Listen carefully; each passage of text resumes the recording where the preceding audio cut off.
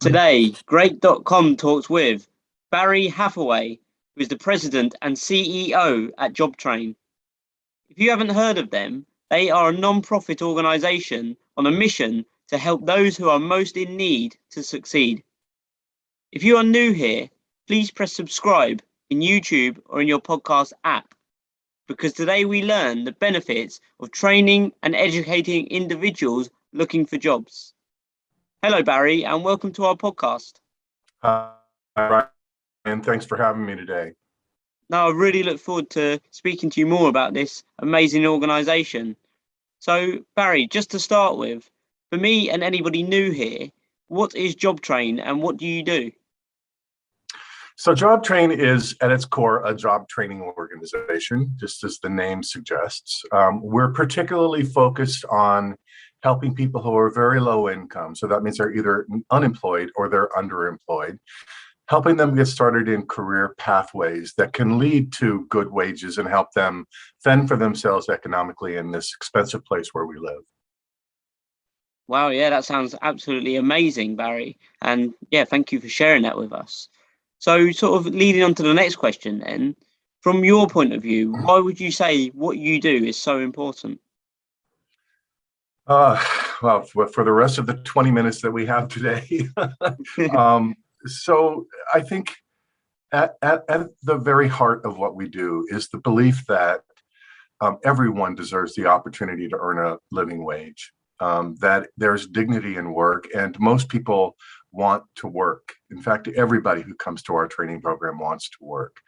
The problem is that, especially in communities that are very low income, there's a real lack of opportunity.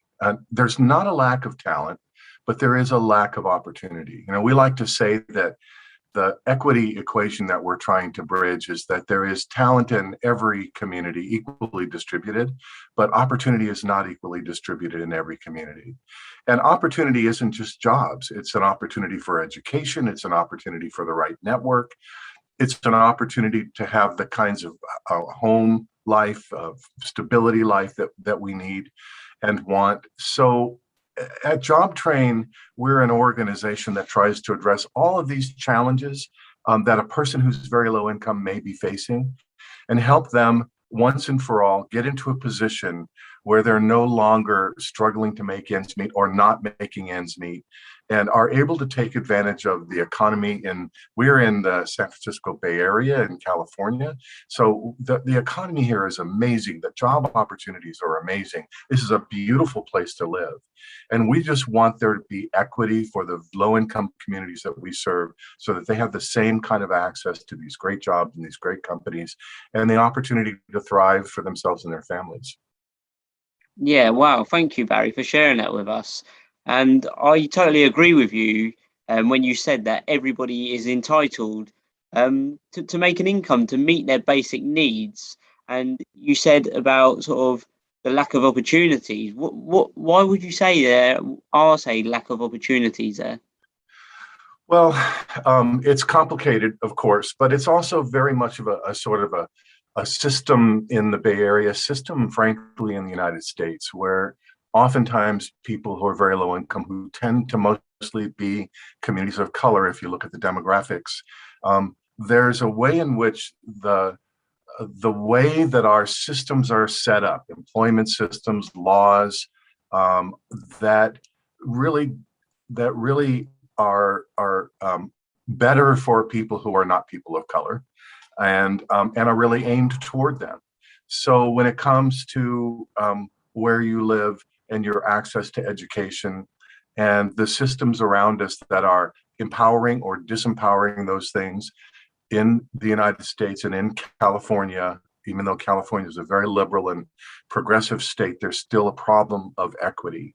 And so a lot of times it's that people want these things. They want a better education. They want better jobs. They want the skills. They want to work for these great companies, but the system is set against them. And so our job is to make sure that all of the things that they need to access that system are in place for them.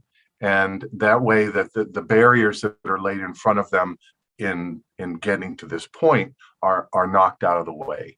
They have the skills that they need. They understand how it is to be in the work environment and can anticipate what's expected of them and be able to adjust to that. They're stable in their lives so that they're not going to be at risk of losing their housing or of not having food security. If they happen to have legal issues behind them, we're able to help them address that. If they didn't get a high school diploma or a high school education, we can help them finish that. If their English skills aren't strong, we can help them brush up their English skills. So we're not just getting them skills for careers, we're building them up along the way so that they have all the things that they didn't get earlier in their lives. Wow, that's amazing to hear, because like you say, you're not just educating them and supporting them in the business side, but then you're, say, helping them with the tools that they can then go on to better their lives too. And also you said as well about how, like, these people, these individuals, they want to work, however, say, like, the system isn't allowing them the jobs, and that everybody's, say, entitled to these jobs and should be working no matter, say, race, religion, background, etc. So it's just so nice to hear that they've got the support from you guys. So then, Barry, leading on to, say, the next question, since its founding in 1965, what have been, say, some of your greatest struggles or challenges, and how have you overcome them? Well, I'm the third CEO at JobTrain. And I've been with JobTrain for about 4 years now. But I do understand the history of the organization. And it's important to say that JobTrain was founded in the civil rights movement by an African-American Reverend Dr. Leon Sullivan.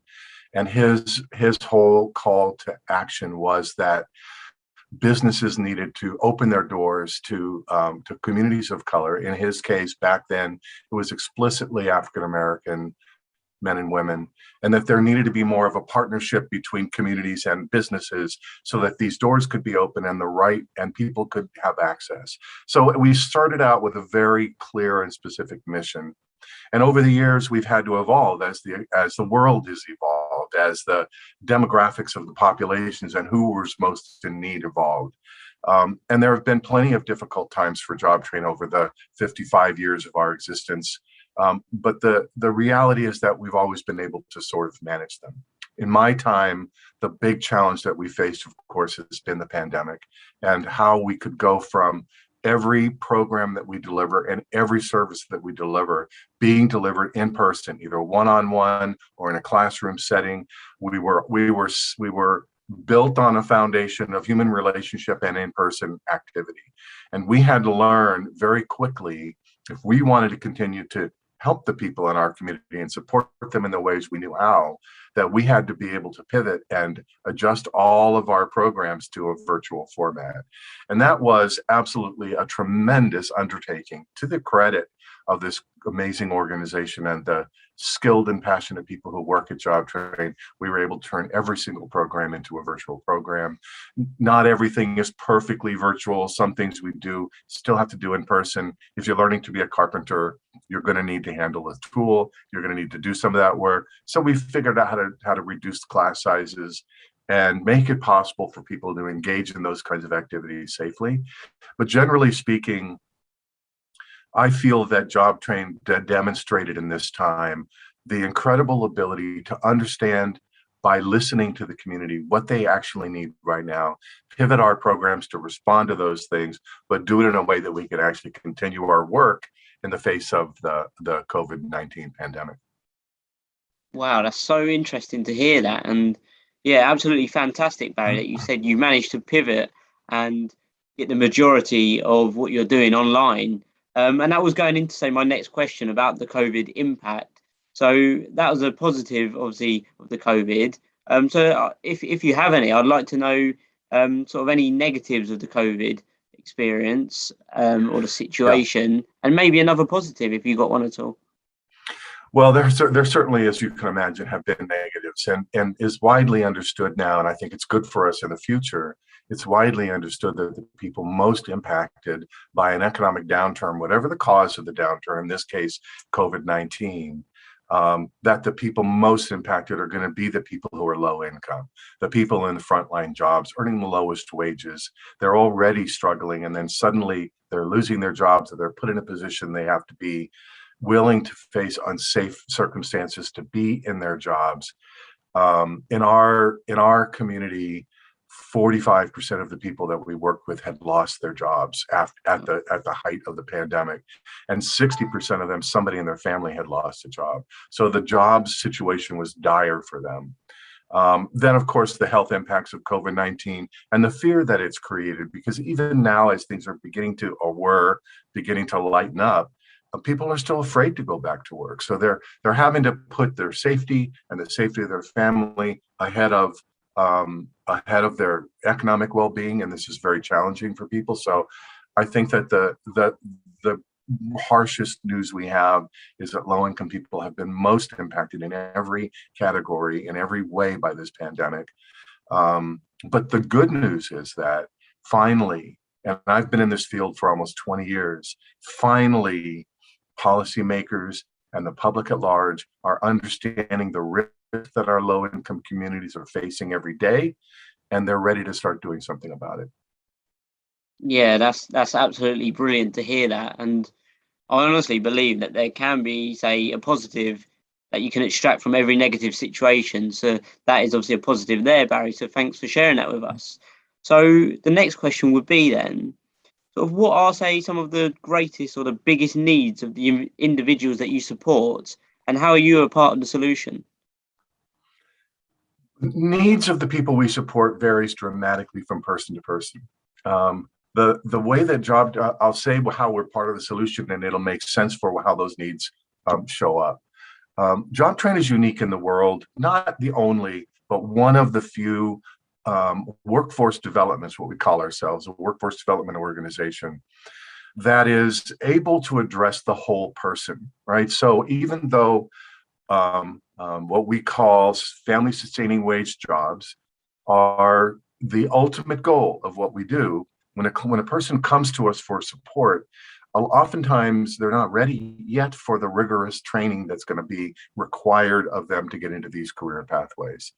Maybe they have a level of instability in their lives that would make it hard for them to persist for 11 weeks full time and then be getting into the job that takes another, couple of months, 3 months to get to happen. So we have to first help somebody stabilize. And so that could be food security, housing security, legal issues, as I mentioned before, or just get a job right now. We have a series of career centers across the Bay Area that can just help a person who needs a job right now, period, get a job right now. It won't necessarily be the best job ever, but it's a sustaining job. So one way the people who come to us need is to get somehow stabilized, because they're wobbling and they're really in trouble financially, and they're at risk of losing so much of what they need to be sustained. Some people come to us and they're more stable. They're living with somebody that's helping to support them. They're in a situation where they're more stable, but they're not yet ready for the career training. They don't have a high school diploma, and the field they want to go into requires that. Or their English skills are weak and they need to brush those up. Or their digital skills are weak and they need to strengthen those. So we have a whole strata of trainings that are not career training, that are helping somebody get ready for that. Ultimately, it leads to the career training. And so somebody can step right into career training or kind of take those steps up to career training. We offer career training in the healthcare field, in the information technology field, in the construction trades, and in culinary arts. So they'll have a lot of options once they're ready for that. Yeah, again, that's super interesting, Barry. So I just wanted to touch upon what you just said there about, obviously, when, say, individuals are in that, say, desperate need and they just need a job. And like you say, it might not be the job that they're after, but it just gets them into the job situation to obviously get some money coming in as well. So is there a way that you guys sort of prioritize those individuals? They prioritize themselves. They let us know what that they need and want. And we are prepared. In the last year, we've been preparing by increasing our capacity to do some of these most important things in anticipation of the pandemic easing and jobs coming back. So we're ready to help people when they need it. It's really the voice of the worker that establishes what they are going to get from us. And it's their voice that makes sure that they continue to get what they need. We're very intent on understanding the needs of the people that we serve, and responding to those needs. So they're the boss, and we're just here to support. Oh, that's absolutely incredible to hear that. And it makes me smile because, yeah, like, say, for instance, governments, etc., can say, listen to the individuals, but then not even act on their needs. So it sounds like you're just there waiting for them to tell you this is what we need, and then you implement it and act on it. So yeah, that's just so nice to hear. So Barry, if you have one, I'd love to hear, say, one of your success stories, maybe something that stands out to you. If you could share that with us at all. Yeah, we have so many success stories. It's really fun to have an opportunity to express some of them. One of the, I'll give you a little bit of a longer term success story, because that's ultimately what we're after, right? We're after having an intervention that is going to get somebody moved into the direction that they want to go in, that will lead to what we call economic mobility or family sustaining wages. We had a man who actually had been in ballet, and he ended up going through a rough patch in his family with his wife. They got divorced. He ended up being homeless, and he was destitute, really just completely destitute. He came to JobTrain, and in the process of exploring what we had to offer, he realized that something he'd always wanted to do was to be in food service, to be a chef. And so he decided to go into our culinary arts program and did well in the culinary arts program. It was interesting to note that he was living in his car while he was in this program. He was so committed to getting through the program that he did whatever he had to do to be able to persist in the program. He got a job right away. And recently we caught up with him and found out that he had stayed in the culinary arts field, that he had continued to progress, and he'd just been offered a job as director of food services for Four Seasons Hotel in Half Moon Bay, which is a coastal community here in California. So here's a man who was absolutely at his lowest point, that's relatively brief intervention by JobTrain, which was helping him get the skills to start into a new career pathway. With his persistence and his talent and his tenacity, he was able to make it to a place where he's now thriving in a beautiful place for one of the best, hotels in the world. This is a success story that I love to talk about, because everybody could have that success if that's what they want. Yeah, again, that's absolutely amazing, and it's just so nice. Like, it makes me feel just warm inside how you guys have been there to not only support and help people survive, but also help people thrive as well. Like, you're there to help support them survive and thrive. Yeah, so it's that's so nice, and I'm sure that Yeah. individual is super grateful for the support from you guys too. So Barry, could you just remind us of what your vision is for the future? So JobTrain has a pretty bold vision for the future. In our field in general, we've been very dedicated to helping people get into jobs and persist for at least a year. Technically, that's our measure of success. I started in the career pathway that I identified for myself, and I stayed for a year. We're good to go. And that's generally how the field operates. But JobTrain has said, look, we live in one of the most expensive places in the world. A family of four, two working adults, needs to earn $135,000 a year to be economically stable in the Bay Area. So when a person is a year into their new career pathway and making, say, $50,000 a year, they're still far from economic mobility. They're still far from that moment where they actually are thriving and able to live here, fully.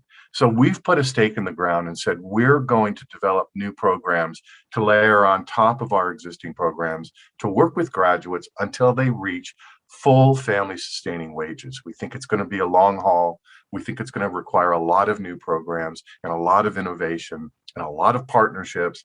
But our vision is that people who come to JobTrain have the ability to make it all the way to full economic mobility, earning family sustaining wages. And they, like all of us, are going to be able to thrive in this beautiful place where we live. Yeah, that is an incredible vision for the future. And like you say, you're in it for the long haul, not that, say, instant gratification. You want the delayed gratification. So, yeah, what a brilliant vision. So, Barry, for anybody, say, listening, what can somebody do to help? And what action steps can they take to be a part of the solution? Yeah, thank you for asking that question, Ryan. It's such an important question because we believe at JobTrain that we simply cannot do this alone. It has to be that we're all working together on this. I would say that if you work for a company and you have some influence there, open their eyes to the possibility of hiring people who look different than their traditional staff. Look for talent instead of college degrees where that's an option in your career pathway. If you know somebody who is struggling, help them figure out where they can go to get the support they need. Because in every community, there's an organization that does the kinds of things JobTrain does, that has help for food, help for housing. So take an interest in people that you see around you that are really struggling and help them to find their way. We all deserve this opportunity. So open doors for jobs, help others in every way that you can. If you're interested in this sort of lofty vision that JobTrain has, get to know us a little bit. We're at jobtrainworks.org, and we are always looking for people to work with us, to help us think through the challenges we have, to support us financially. There's a lot of ways somebody can get involved at JobTrain, but if it's not JobTrain, find some place to get involved. We need your help. Well, Barry, thank you so much for this conversation today. And for you listening, if you've enjoyed this episode, please press subscribe on YouTube or in your podcast app. That will show the algorithms that this is an important conversation so more people can learn the importance of supporting the unemployed.